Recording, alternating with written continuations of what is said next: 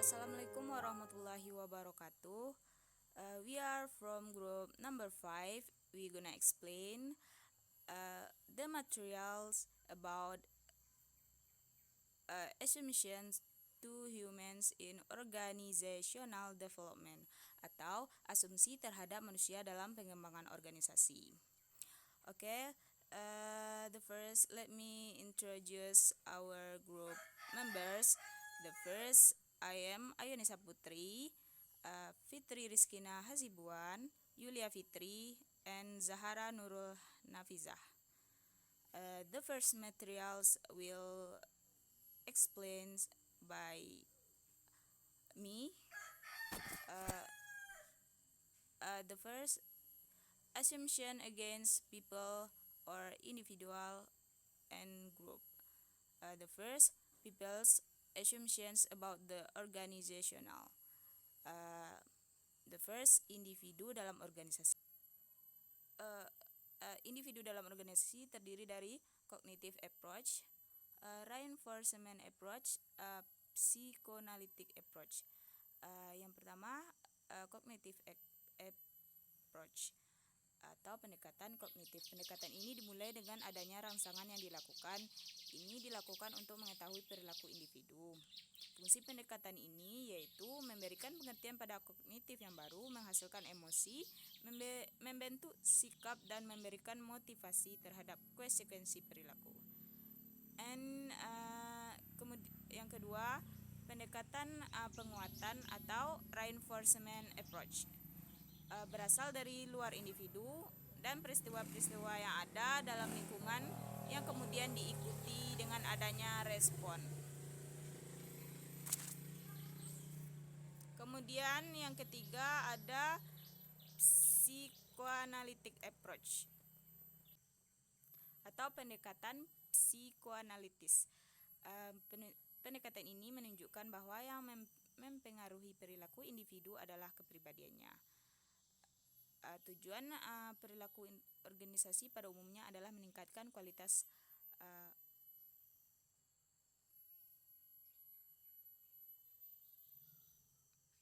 organisasi melalui berbagai macam pendekatan seperti menjalin hubungan yang harmonis antara sesama anggota organisasi, saling memahami tugas dan tanggung jawab, bertanggung jawab dalam melaksanakan tugas, adanya keterbukaan, serta adanya upaya untuk meningkatkan semangat kerja. The next material will explain by Yulia Fitri. Yulia Fitri, time is yours. Thanks to moderator. The next material is group in organization. Di antaranya itu basic of group behavior, among them external condition, member resort, group structure, group process, group assessment, performance and satisfaction, and psychology theory. Yang pertama yang dapat kita pahami, group in organization atau kelompok dalam organisasi.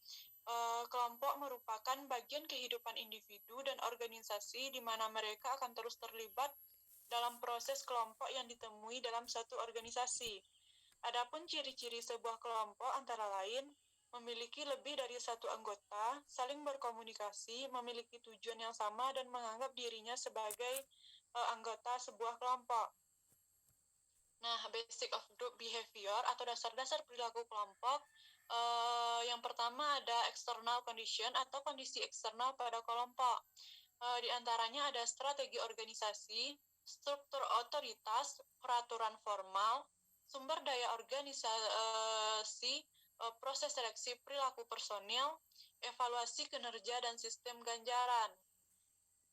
Number 2 ada member resort atau sumber daya anggota.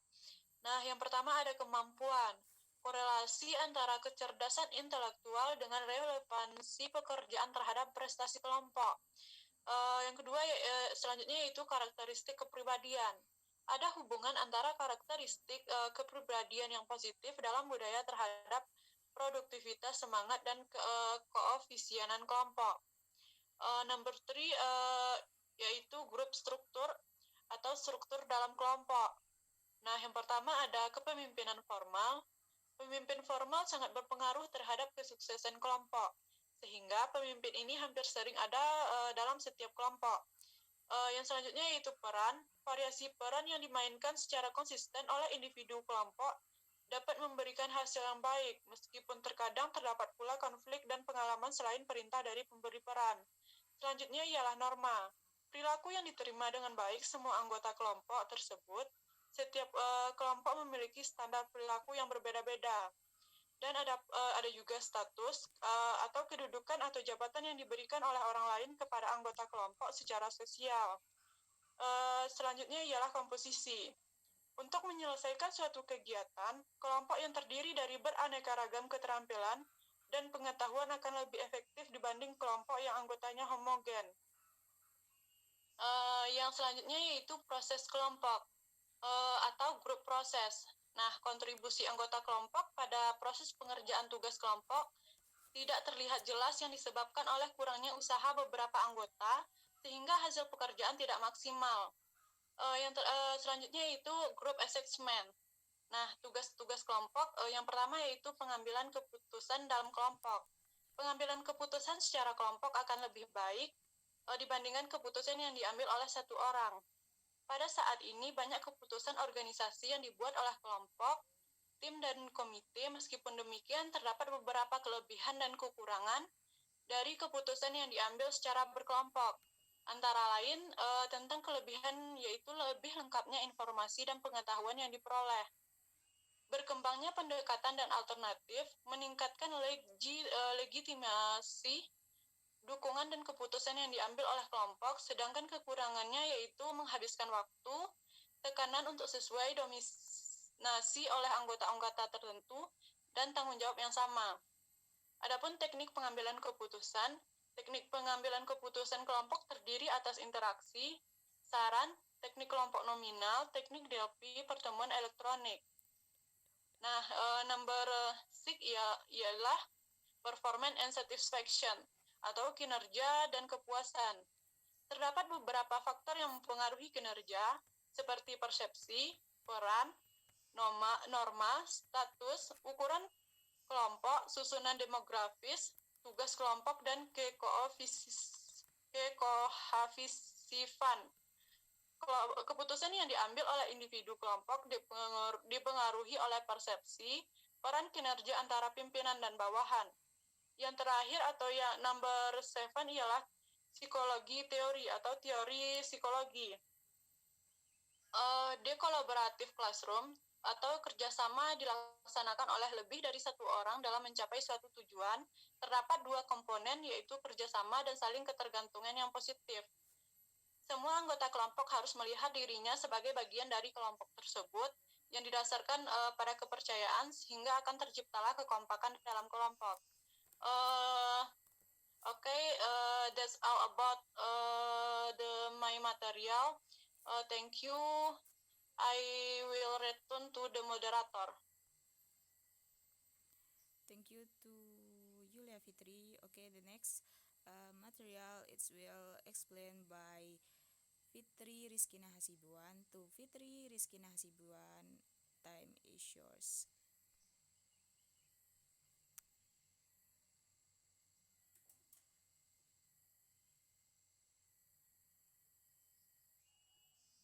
Assalamualaikum warahmatullahi wabarakatuh. Baiklah, untuk materi selanjutnya yaitu assumptional reality or claim or organizational member place.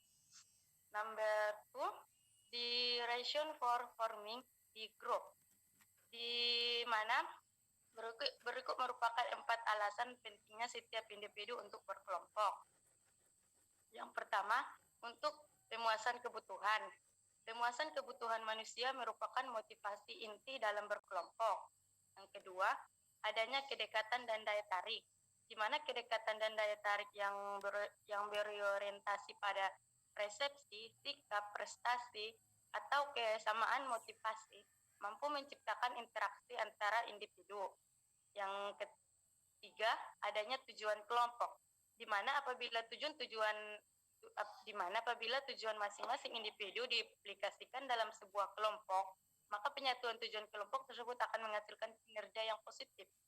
Yang keempat adalah alasan ekonomi, di mana kekuatan yang dimiliki setiap kelompok, utamanya motif ekonomi dan kerja keras tiap anggota dan meningkatkan proses kerja kelompok yang mampu menguntungkan kelompok itu sendiri. Number 2, the absorption of transformational work culture, di mana menurut Franz Mardi Hartanto 2009, asumsi yang melandasi budaya kerja transformasional bersifat mendasar karena bersangkutan dengan keyakinan kita tentang pekerjaan dan persoalan yang terkait dengan perlakuan perusahaan terhadap mereka. Asumsi dasar itu adalah yang pertama, pekerja adalah anggota perusahaan yang memiliki potensi besar. Yang kedua, pekerja adalah orang cerdas. Yang ketiga, pekerja adalah warga perusahaan yang terhormat. Yang keempat adalah pekerjaan membutuhkan lingkungan yang kondusif bagi kerja keras dan kerja cerdas. Ya, number 2, the assumption of a transformational work culture, di mana untuk menghasilkan kinerja bermakna yang melebihi ekspektasi, diperlukan kesediaan anggota perusahaan untuk memunculkan potensi terbaik mereka. Anggota perusahaan diharapkan mau memperkaya potensi mereka dengan cara melengkapi diri dengan pengetahuan dan keterampilan akhir yang relevan agar potensi tersebut dapat mewujudkan sebagai kapabilitas yang efektif.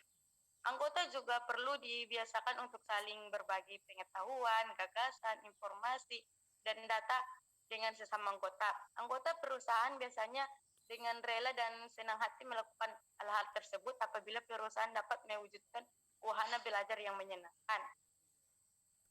Di dalam lingkungan kinerja seperti ini, silih asa dan silih asi dapat berlangsung dengan lancar dan menghasilkan kearifan kolektif yang bukan saja bernilai tinggi bagi perusahaan dengan semua konsekuensinya, melainkan juga bermakna bagi mereka yang menghasilkannya. Yang keempat,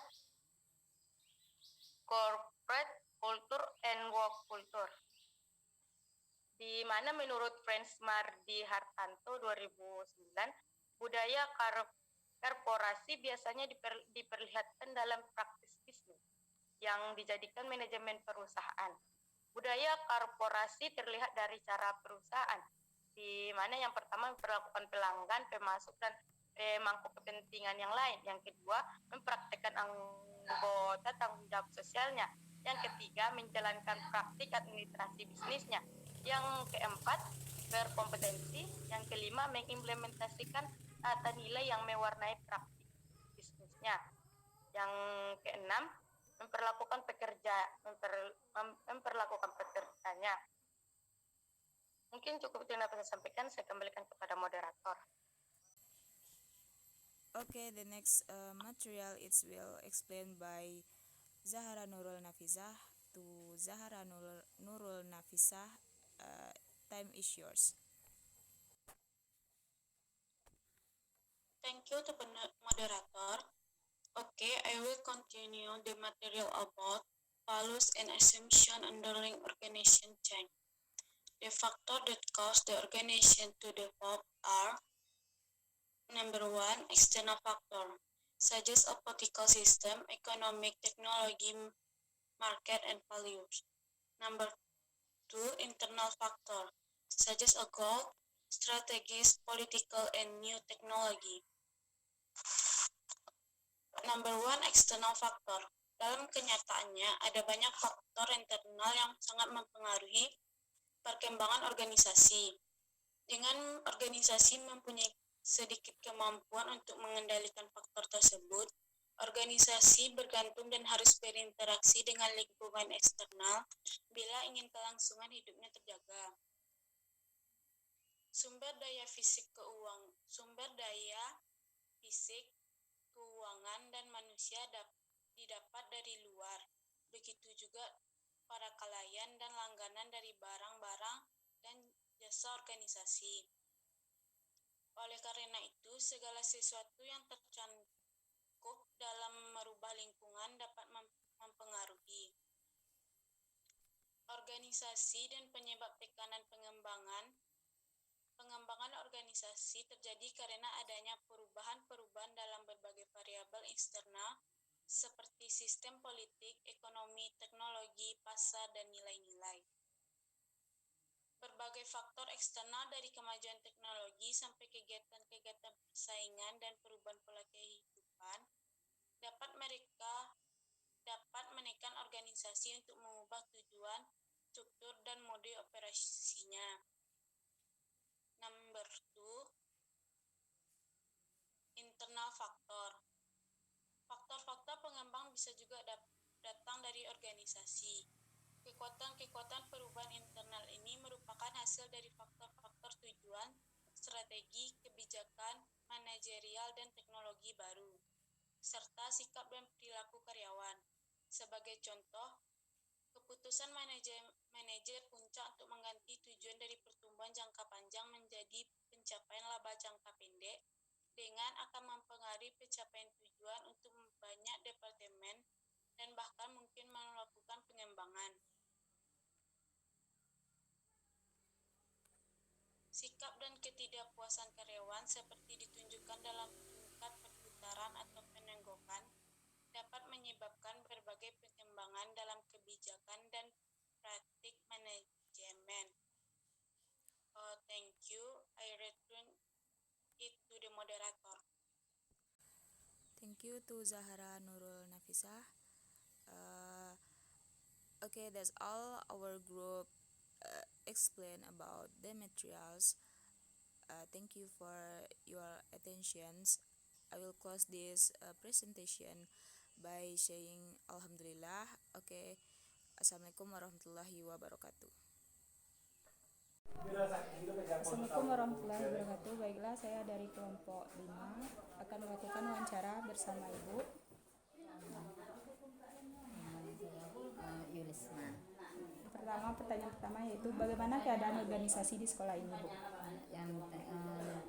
Yang sekarang atau yang saat sekarang ini? Yang saat sekarang ini, karena belajar kita belum normal, organisasinya sudah terbentuk, cuma jalannya tidak seperti biasa. Sekarang kalau bidang keagamaan kan ada bidangnya masing-masing yang sudah dibentuk, cuma kalau kita belajarnya tuh kan sih ada genap, ada ganti, jadi itu keadaannya.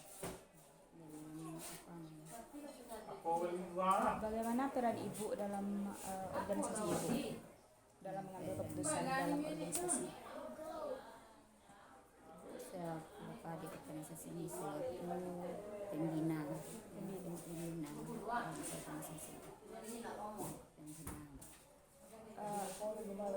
Apa alasan terbentuknya organisasi itu, Bu? Ya, untuk mempermudah kegiatan di sekolah ini, untuk mempermudah. Kadang ada teman-temannya yang ada kendala, jadi umpamanya di bidang keagamaan ya lapor ke kita ini, dari bidang yang lain lapor ke kita. Jadi untuk mempermudah, untuk memperlancar kegiatannya. Sekian pertanyaan dari saya, Bu. Terima kasih, Bu.